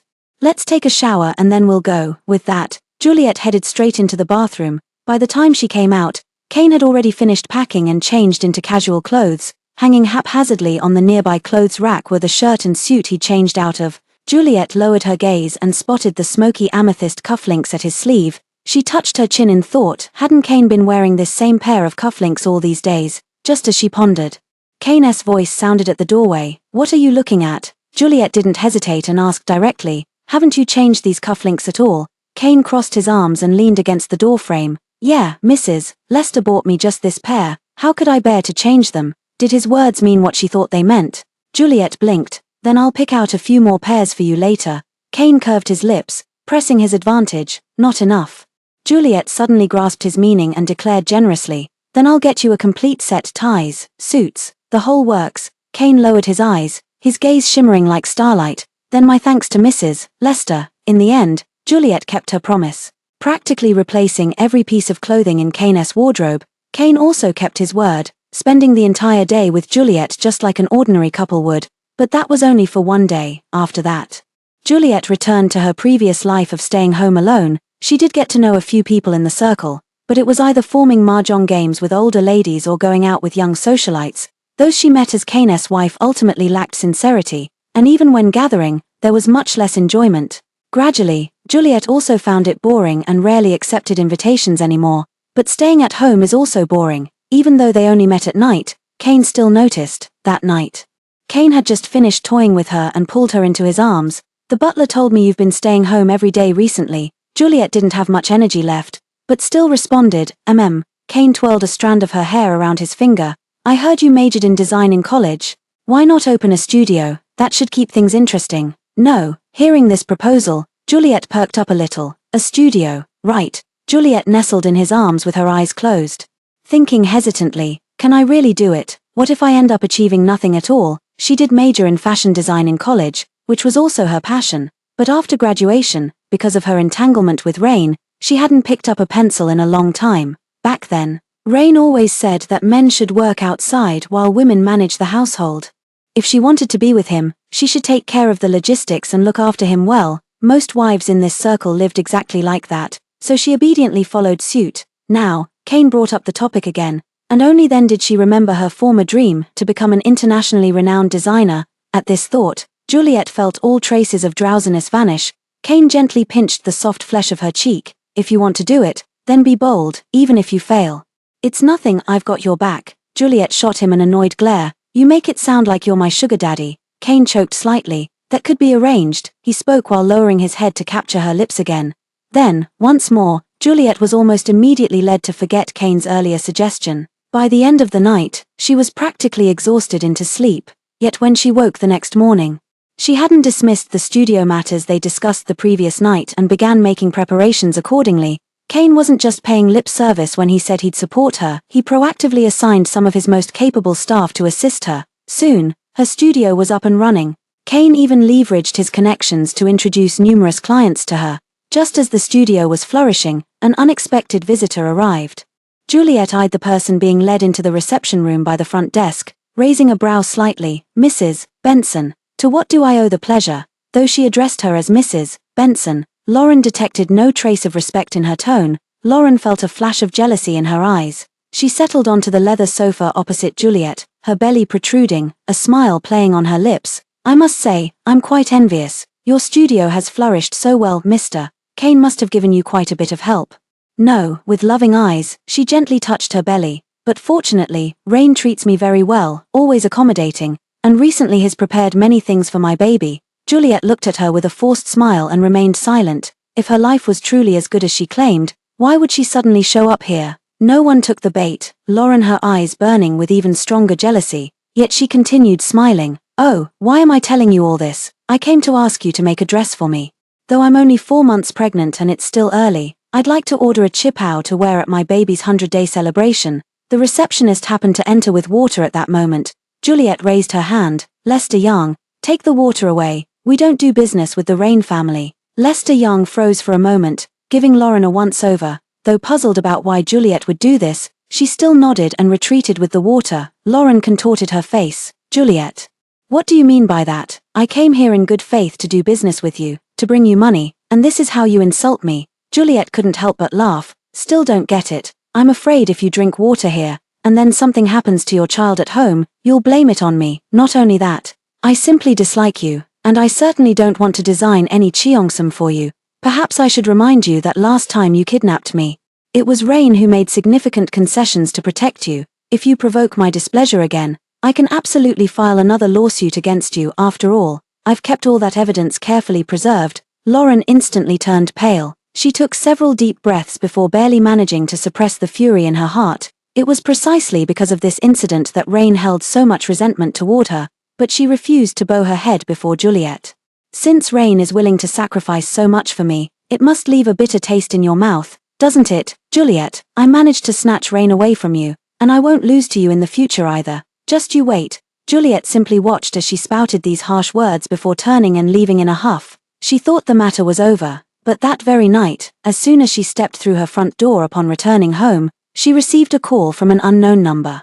Since it was her work number, she answered the call directly. The next moment, Rain's furious voice came through. Juliet, what on earth did you do to Lauren? As expected, Lauren couldn't be relied upon for much. Juliet sighed deeply. What did I do this time? How should I know what you did? Lauren only went to see you today, and came back feeling unwell. Now she's still lying in the hospital. How dare you claim you did nothing? Juliet rolled her eyes hard. Then she directly sent over all the surveillance footage from today when Lauren visited the studio. I thought after what happened last time, you'd finally understand what kind of person Lauren is, yet you still take her word at face value. Rain, how did I never realize you could be this foolish before? There was a long silence on the other end of the phone. Juliet ignored whether he was watching the surveillance footage and finally said, don't forget what you promised me. If you can't keep an eye on Lauren, I wouldn't mind teaching her a lesson for you. With that, she hung up directly and then blocked Rain on her work phone as well. She saw Rain again at the engagement party of a certain socialite in their circle. Juliet attended the banquet as a wedding dress designer for the heiress. Although he lost that project, as time passed, Rain managed to gain a small foothold in City H. But even so, City H was exclusionary, unlike the Mortimer family protected by Kane. And he still struggled at every step.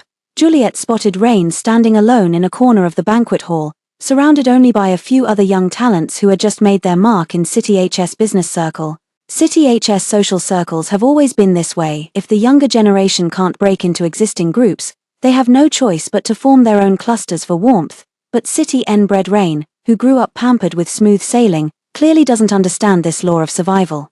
When several young men intentionally tried to befriend him, he simply walked away with his drink in hand. Juliet watched this scene unfold before calmly turning to find herself a seat. It was still early, and she quietly listened to the surrounding ladies discussing the latest trends, until, half an hour before the engagement banquet began, a commotion arose at the entrance of the hall. It's human nature to enjoy a spectacle.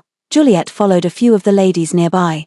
Subtly making her way toward the disturbance, her eyes lit up slightly as soon as she reached the door. Who else could be struggling here if not Lauren and Rain? Lauren's belly was already quite large. At that moment, she was wearing a loose white dress, with teardrops hanging precariously from her eyelashes, and Rain stood nearby, his face as grim as could be, with several scratch marks visible on his neck. The two stood in a stalemate, neither willing to back down. Juliet couldn't help but ask someone nearby, what's going on? Someone immediately whispered to her, it's that woman. She showed up without an invitation, demanding to see Rain, claiming to be Mrs. Benson. The doorman only called Rain out to verify her identity because she's pregnant. Rain came out, and this woman had the audacity to rush up and ask if Rain had another woman on the side. Another person spoke disdainfully. This woman is utterly foolish. In this circle, keeping mistresses is commonplace. Who doesn't handle such matters behind closed doors? Yet she makes a scene in public, not only humiliating herself but also ensuring no one would dare work with a man who can't even control his own woman. As they spoke, both men and women around them snickered under their breath. Juliet had come to watch Rain and Lauren's drama, but hearing these words, she couldn't help feeling uneasy. She was once proud and radiant, a believer in love, even though she knew the rules of this world. It was only after being hurt once by Rain that she changed her mind. In this world, benefits are enough. That's why she could calmly say to Kane that she didn't care about his private life and could even play along with his act. Probably after getting married, Kane treated her like a loving couple, making her forget their relationship was merely an arranged marriage. No one could ever truly know what was going through the mind of Kane, who grew up in the elite circles of high society. Just as the thought crossed my mind, an arm suddenly draped over my shoulders, instantly enveloping me in the familiar scent of sandalwood. What's wrong? Kane asked quietly. Juliet didn't answer but instead asked, I thought you didn't like attending these kinds of banquets. When did you arrive? Kane slightly lowered his head, a strand of his usually immaculately styled hair falling loose, softening much of his aloof demeanor. Today I didn't come as Kane, but as designer Juliet's husband. I just arrived too. Seeing everyone gathered here, I came over to take a look. He didn't like crowds, but came over simply because he thought she might be here. For some reason, Juliet felt that uncomfortable sensation in her heart fade considerably. Her eyes curved into crescents, Juliet's husband, Kane's gaze darkened. Mrs. Lester, the two exchanged glances, each curling their lips into a smile. Lauren, who had been locked in a stalemate until now, spoke up again. Why won't you say anything, Rain? Don't forget I'm carrying your child. How can you treat me like this? Rain simply wiped the blood seeping from the wound on his neck with a tissue, remaining silent. His indifferent attitude only made Lauren grow increasingly frantic. Ever since the night she married Rain, he hadn't been as obedient to her as before. When she learned from Jack that Rain had actually abandoned her to go to City H to find Juliet, she was furious and immediately set off to follow him. But after arriving in City H, she discovered that Rain had actually been sent to the police station for harassing Juliet. She had to contact Rain's mother to bail him out, and was even scolded by her for failing to control her man. She thought that after suffering such unfair treatment for no reason, Rain would at least comfort her properly. In reality, Rain did comfort her, but she could sense his lack of sincerity. Later, she even frequently heard him calling Juliet's name in his sleep. She was terrified. She knew all too well how much Rain had once adored Juliet, and that she had only managed to steal his heart through cunning means. Every day since then, she had lived in fear that Rain would return to Juliet, and now, her worst nightmare had come true. She couldn't help but think that without Juliet, she would never have to worry like this again, and so she thought, and so she acted, but she never imagined the truth would come to light, causing Rain to become completely estranged from her. If not for the child in her womb, Rain wouldn't have spared her another glance. During those days, she lowered her pride, accommodating him and coaxing him, barely managing to bring about some change, but while helping him tidy his study. She stumbled upon photos of Juliet he had secretly taken. It was only then that she learned Juliet was now the owner of a studio. Juliet was doing so well. Rain clearly still had feelings for her. Lauren, fearing her position as Mrs. Benson might be threatened, couldn't wait to pay Juliet a visit. Her original intention was to give Juliet a warning, to make Juliet know her place and stop fantasizing about Rain, but she never expected that Juliet wouldn't even regard her as worthy of attention. Even going so far as to insult her. After returning home, she couldn't resist the urge to frame Juliet. Clearly, Rain still cared about her, but after just one phone call with Juliet, Rain's attitude changed again. He became even colder than before. She apologized and admitted her mistakes, but it was all in vain. Recently, she also noticed that Rain was frequently coming home late, carrying the scent of unfamiliar perfume. Upon investigating, she discovered that Rain was actually keeping another woman outside. Today, photos of that woman were delivered to her. That woman's eyes and brows looked strikingly similar to Juliet. In a fit of impulsiveness, she stormed right over here, but Rain's attitude was like pouring a bucket of cold water over her head, chilling her from head to toe. Lauren trembled, her lips quivering as she couldn't help but step forward to grapple with Rain. Rain, how could you do this to me?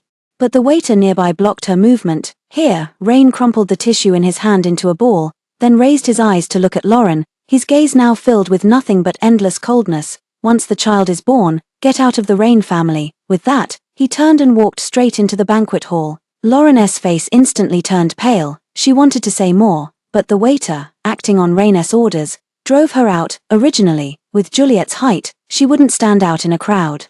But the Kane beside her was quite tall. Rain spotted them almost immediately upon entering, his gaze quickly locking onto Juliet. He paused, then looked at Kane before turning away. With both lively protagonists gone, the crowd gathered at the entrance gradually dispersed. Juliet could still hear the murmurs around her. I just asked someone from City N about it. Apparently, Rain originally had a well-matched girlfriend. If this woman hadn't interfered, Rain wouldn't have married her. I really can't understand what he was thinking. That woman clearly has no sophistication and can't handle important occasions. With this scene, even if others don't say it, they've definitely offended the hosts of the engagement party, trying to make something of themselves in City H now. Difficult. The father of this young lady getting engaged today holds significant power and comes from an influential background. As they spoke, the two walked further away. Juliet listened secretly, her footsteps unconsciously following them, but Kane's strong arm pulled her back, locking her in place. The engagement ceremony is about to begin. Where do you think you're going? Juliet was too embarrassed to say she wanted to eat more melon. Kane pressed his lips slightly downward, so concerned about Rain's affairs. Juliet tilted her head to look at him, only to see him lazily lowering his eyes with an air of nonchalance, as if he had just casually uttered those words without a second thought. After all, they had been married for several months. Juliet and she had come to understand his temper somewhat. The young master was in a terribly foul mood. After a moment's thought, she loosened her grip on his arm, letting her hand fall naturally before lightly tracing her fingertips against his palm. Kane paused slightly, the color of his pupils deepening. In an instant, he averted his gaze, his large hand naturally grasping hers. "Mrs. Lester, this level of flattery isn't enough. Is that so? Then forget it." Juliet twisted her wrist as she spoke, trying to pull her hand back. Kane tightened his grip slightly. He gazed at Juliet for a long moment before finally sighing. "Wouldn't it be better to ask me about Rain's matter?" Juliet followed his steps, then realized after a moment. "Did you have a hand in this?" Kane raised an eyebrow. "Guess."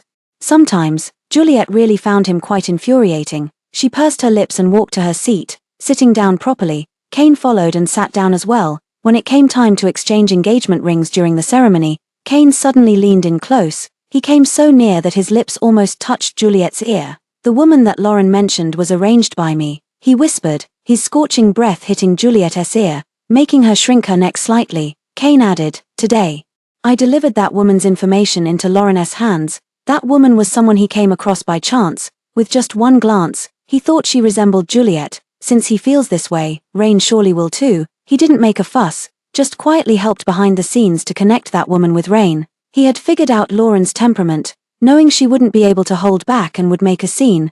Juliet looked at Kane with some shock.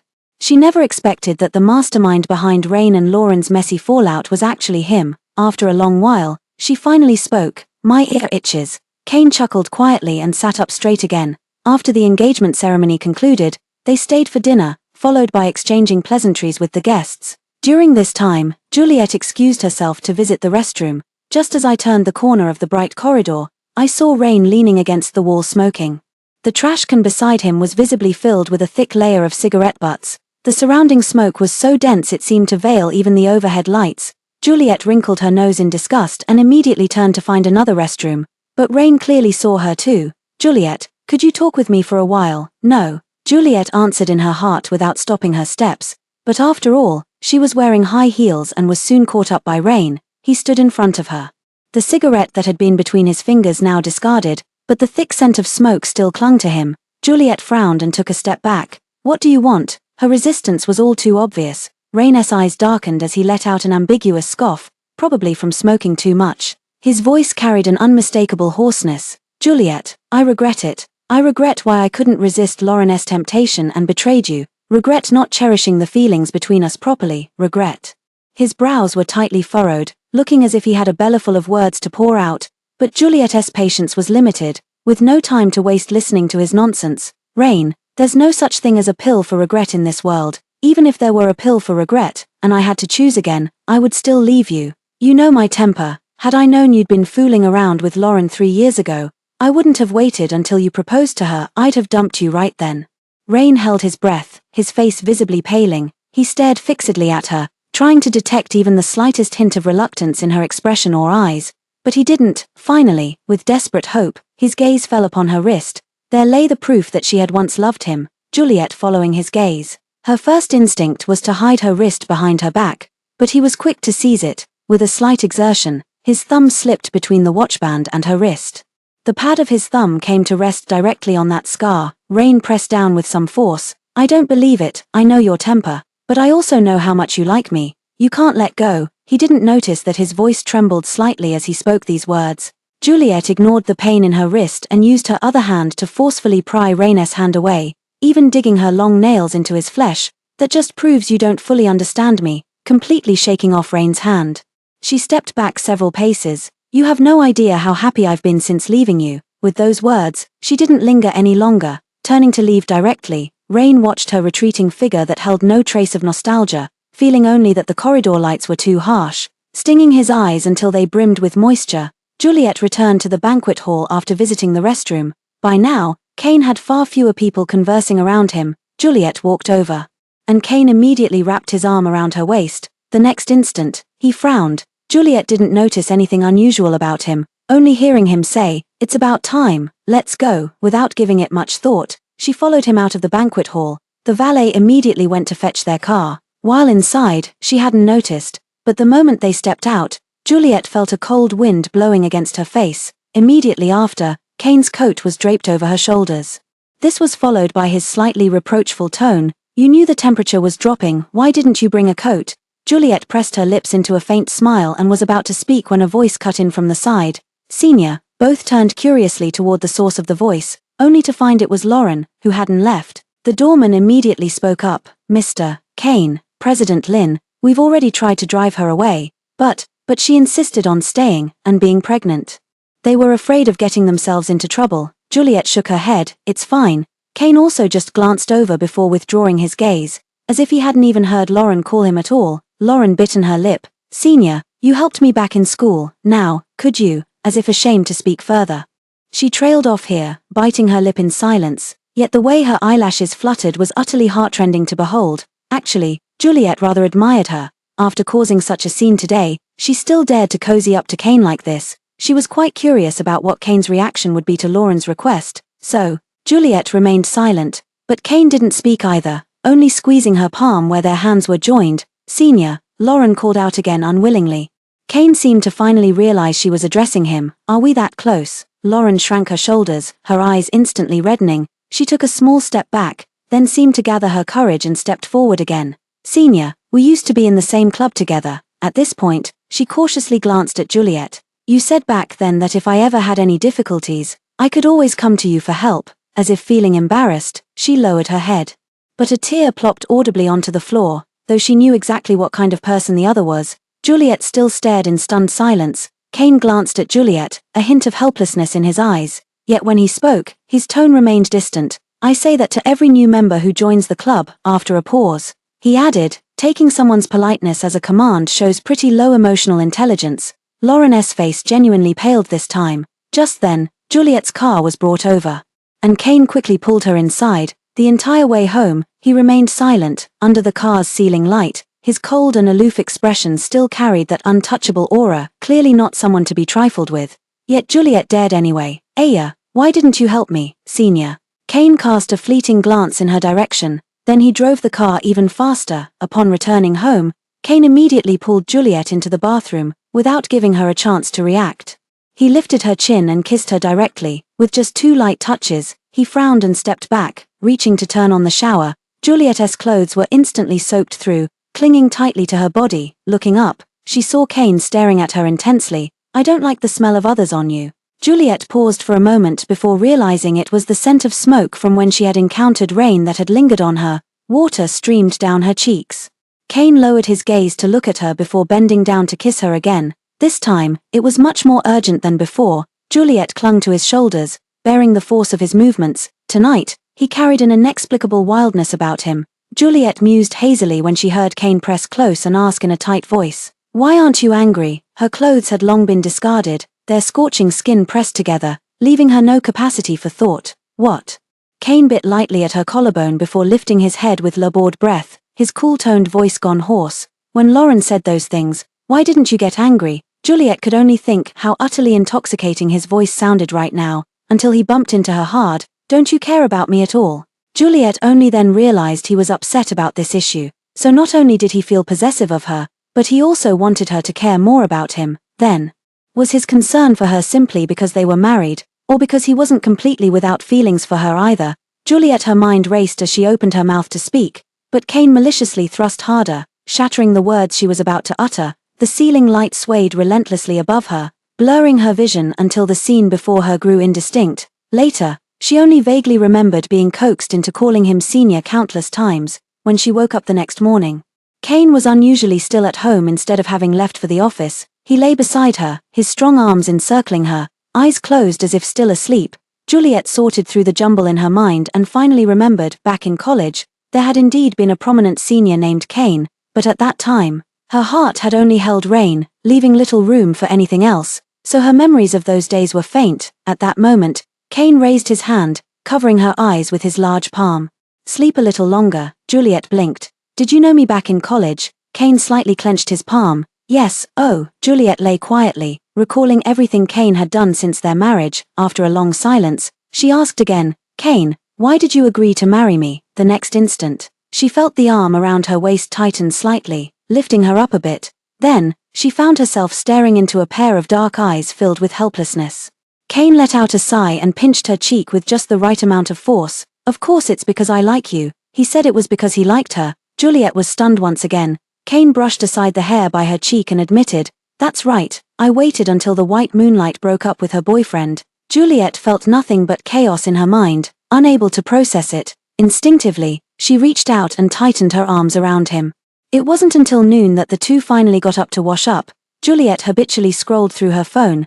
Yesterday, Lauren and Rain's incident was still filmed by someone with ulterior motives and posted online.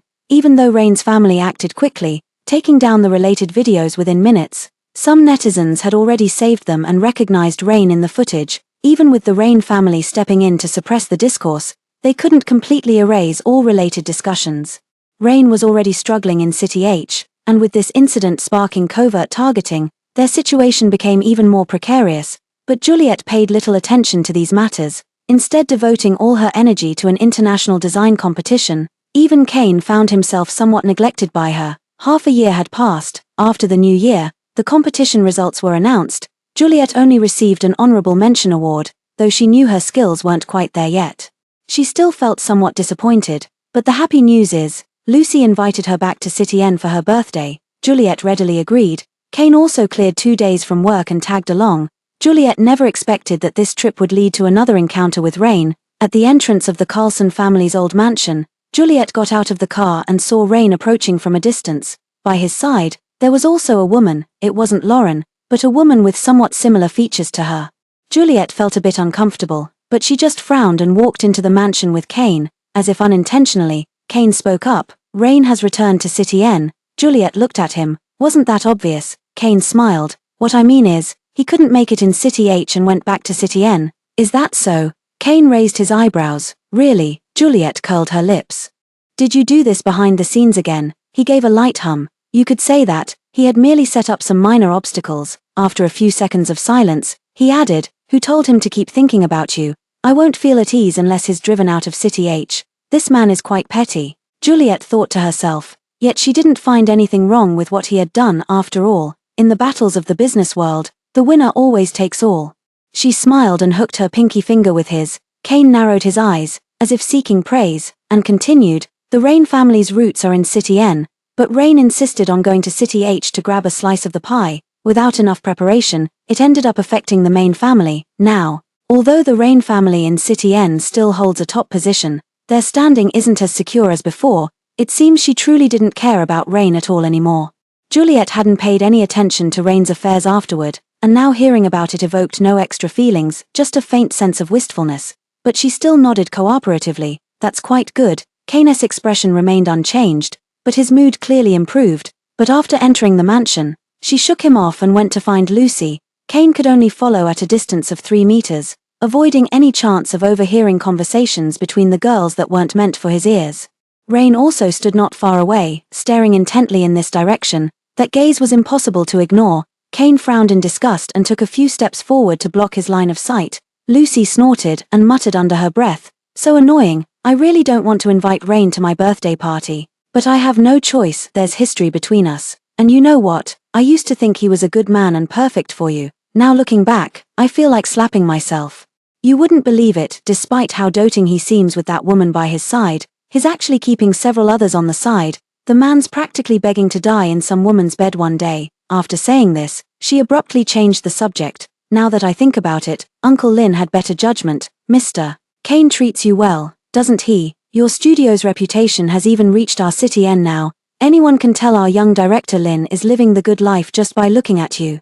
Juliet couldn't keep up with her machine gun-like chatter. All right, stop teasing me. Fine, let's change the subject." Lucy tilted her chin toward Kane, who was looking down at his phone, and asked in a hushed voice, "Someone like Mr. Kane is pretty impressive, right?" Juliet nodded, then belatedly caught the teasing glint in her eyes and realized there was more to her words. She sighed, "Can't you focus on something serious for once?"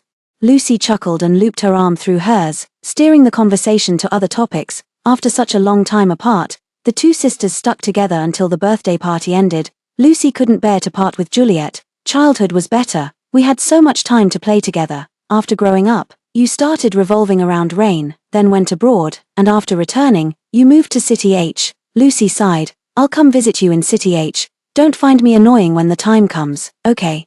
"I won't." Juliet smiled. They talked for quite a while longer before Juliet left. On her way back to the hotel, passing by an amusement park, Juliet happened to see someone removing their mascot head. It turned out to be Lauren. She couldn't help but take a few more glances. Why is she here? Lauren had a decent education. Even if she left Rain, she shouldn't have fallen to this state. Besides, at this time, Lauren should have just given birth, and Rain's family wouldn't have treated her poorly.